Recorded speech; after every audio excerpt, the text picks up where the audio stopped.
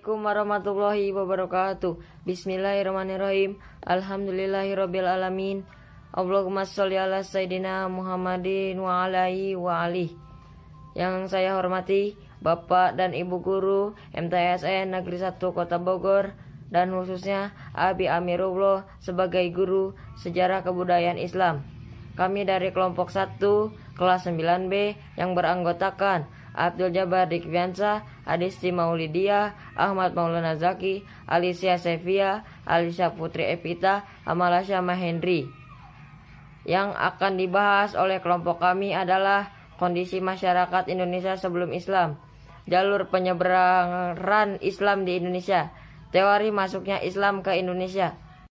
1. Kondisi masyarakat Indonesia sebelum Islam. Kondisi masyarakat Indonesia sebelum Islam dapat dilihat dari beberapa aspek, di antaranya perekonomian, sosial budaya, agama atau kepercayaan, sosial dan politik, serta berbagai suku bangsa.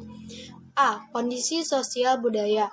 Penduduk Indonesia terdiri dari berbagai suku bangsa yang masing-masing daerahnya mempunyai corak seni, budaya, dan bahasa beragam. Berbagai perbedaan itulah yang membentuk keanekaragaman suku bangsa di Indonesia. B. Kondisi agama atau kepercayaan. Masyarakat yang tinggal di Indonesia sebelum Islam sudah mengenal agama atau kepercayaan. Mereka sudah memeluk agama Hindu, Buddha, dan sebagian menganut kepercayaan Kapitaya. Agama Hindu lahir di India sekitar tahun 1500 sebelum Masehi dengan kitab suci Weda. Adapun agama Hindu dengan kitab suci Tripitaka lahir di India kurang lebih tahun 500 sebelum Masehi. Kapitaya adalah sebuah kepercayaan yang memuja Sang Hyang Taya, yakni bermakna hampa atau kosong. Sedangkan para orientalis mengklasifikasikan kepercayaan nenek moyang Indonesia dalam dua jenis, yaitu animisme dan dinamisme. C. Kondisi perekonomian. Penduduk Indonesia sebelum Islam memiliki berbagai mata pencaharian. Di antara mereka ada yang berdagang, bercocok tanam, serta berlayar atau menjadi nelayan. Penduduk Indonesia mayoritas bercocok tanam, terutama yang tinggal di pedalaman. Indonesia terletak di daerah tropis sehingga mengalami hujan lebat dan sinar matahari hampir sepanjang waktu yang merupakan elemen penting untuk bercocok tanam. Indonesia adalah penghasil utama dari berbagai produk pertanian tropis. Komoditas dan perkebunan penting di Indonesia meliputi cengkeh, kayu manis, kayu putih, rempah-rempah, dan lain-lain. D. Kondisi sosial politik. Sebelum Islam datang ke Indonesia pada abad ke-7 hingga ke-12, Sriwijaya mengalami masa kejayaan, baik dalam bidang politik, sosial, maupun ekonomi kejayaan yang dialami. Namun, memasuki abad ke-13, Sriwijaya menunjukkan tanda-tanda kemunduran. Kekayaan alamnya sudah tidak lagi menghasilkan dan kalah dengan Pulau Jawa. Kemunduran Sriwijaya diperparah dengan serangan kerajaan Singasari dari Jawa melalui ekspedisi Pamalayu. Setelah Singasari berkuasa, kemudian muncullah Majapahit sebagai kerajaan yang memiliki kekuatan, dan pengaruh yang lebih besar. E. Kondisi suku bangsa. Setiap suku bangsa mempunyai corak seni, budaya, dan bahasa. Berbagai perbedaan itulah yang membentuk keanekaragaman suku bangsa di Indonesia. Pluralitas tersebut merupakan kekayaan bangsa yang tidak ternilai harganya, sehingga harus tetap dipertahankan dan dilestarikan. 2. Masuknya Islam ke Indonesia. A. Perdagangan. Hal yang turut berperan dalam penyebaran Islam ialah melalui dakwah yang dilakukan para mubalik. Setidaknya ada 3 faktor yang menyebabkan Indonesia dikenal oleh bangsa-bangsa lain. 1. Letak geografis yang strategis, yaitu berada di persimpangan jalan raya internasional dari jurusan Timur Tengah menuju Tiongkok. 2. Kesuburan tanahnya sehingga menghasilkan bahan-bahan keperluan hidup yang dibutuhkan oleh bangsa-bangsa lain, misalnya rempah-rempah. 3. Penduduk Indonesia terkenal ramah tamah. B. Perkawinan. Jalur perkawinan ini lebih menguntungkan dan lebih mempercepat dalam penyebaran agama Islam. Sebab jika terjadi perkawinan antara anak bangsawan, raja atau adipati, karena mereka adalah orang-orang yang mempunyai kekuasaan dan pengaruh sosial kuat, maka keislaman mereka akan diikuti oleh masyarakat atau pengikutnya, sehingga turut mempercepat proses islamisasi. C. Pendidikan. Pembelajaran halaqah merupakan cikal bakal pendidikan pesantren yang di kemudian hari berkembang menjadi pondok pesantren. Mode pendidikan ini memiliki ciri khas santri atau peserta didik menginap di asrama dengan dibimbing oleh guru agama kini ataupun ulama.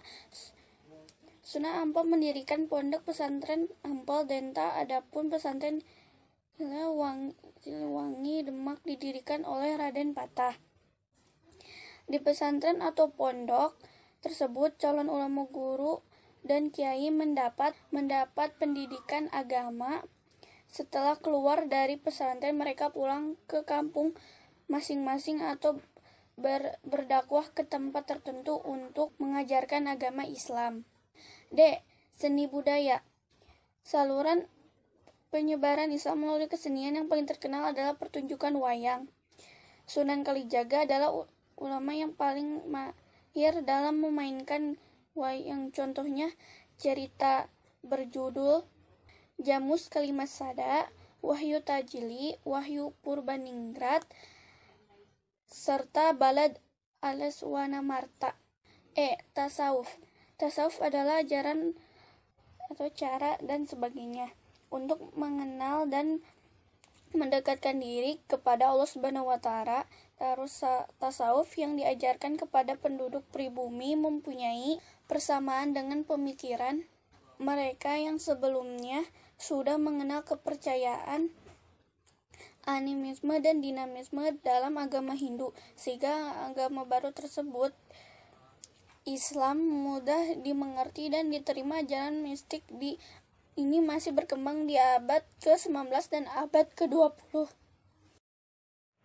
F. Politik. Di beberapa daerah di Indonesia, kebanyakan rakyatnya masuk Islam setelah penguasa atau rajanya memeluk Islam terlebih dahulu.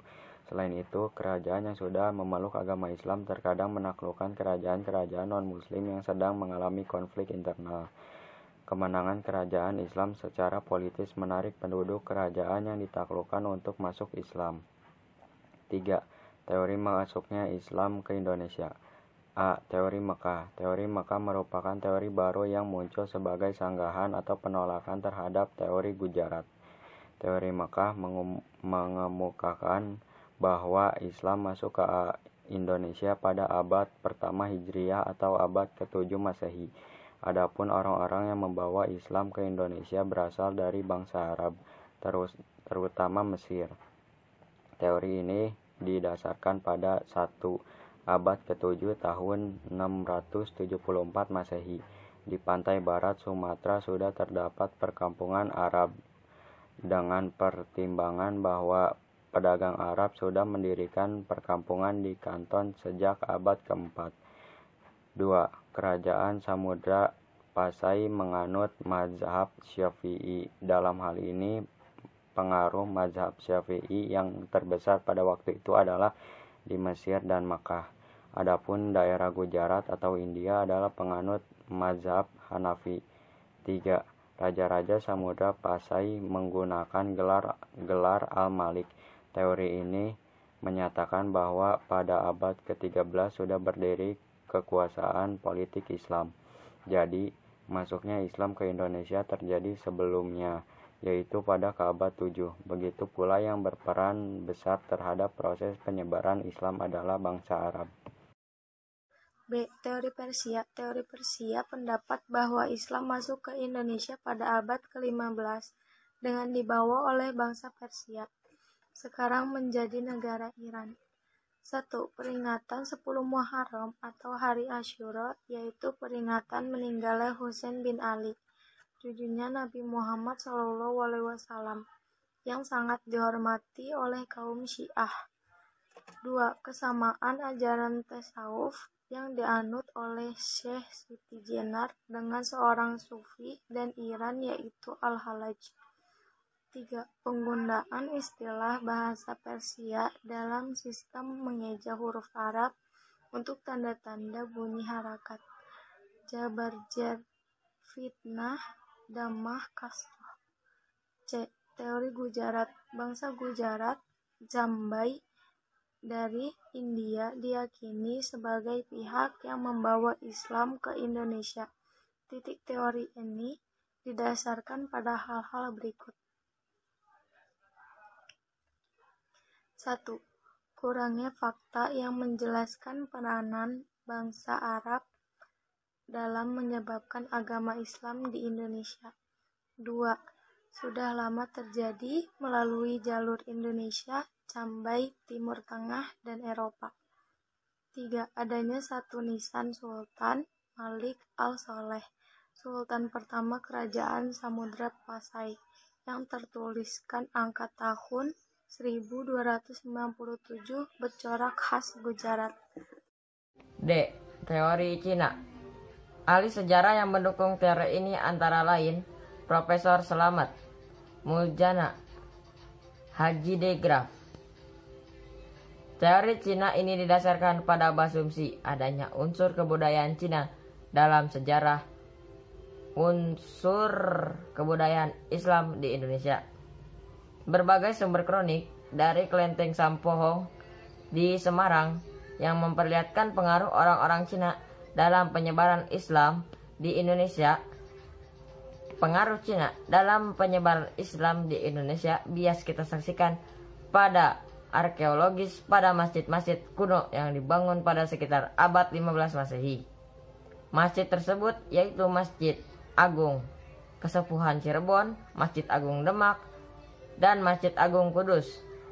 Yang di dinding masjid tersebut bertempel berbagai piring porselen dari masa dinasti Ming.